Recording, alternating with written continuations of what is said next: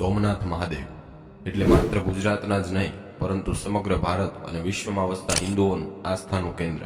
આજે આપણે સોમનાથનું પાવન મંદિર જે તીર્થક્ષેત્રમાં વસેલું છે એવા પ્રભાસ ખંડની વાત કરવાના છીએ।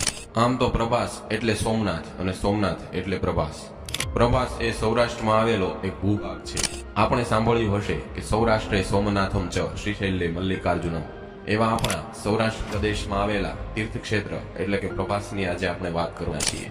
તીર્થક્ષેત્ર પ્રભાસનો ઇતિહાસ ખૂબ જ જૂનો છે। મહાભારતની અંદર પણ પ્રભાસ ક્ષેત્રનો ઉલ્લેખ જોવા મળે છે।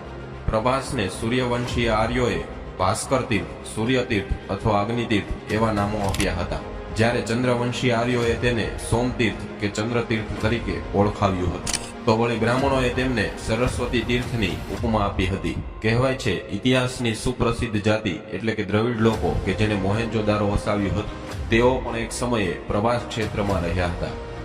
પ્રભાસનું દ્રવિડ નામ મિનુર હતું।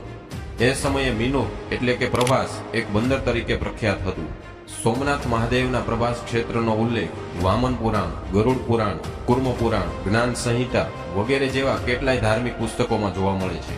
અનેક દેવતાઓ, ઋષિઓ, મહાત્માઓ તથા મહારાજાઓએ સોમનાથની ભવ્યતા અને પ્રભાસની દિવ્યતાને ત્યાં ઉપસ્થિત રહી અને સાક્ષાત નિહાળી છે।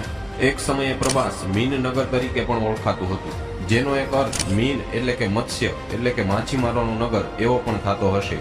બીજી એક માન્યતા મુજબ આ તીર્થમાં સ્નાન કરીને ચંદ્રમા પરમ પ્રભાને પામ્યો હતો, તેથી એ તીર્થને પ્રભાસ ક્ષેત્ર તરીકે ઓળખવામાં આવે છે। વ્યાકરણની દ્રષ્ટિએ જોઈએ તો જે સ્થળ અતિ પ્રકાશમાન હોય તેને પ્રભાસ કહેવાય।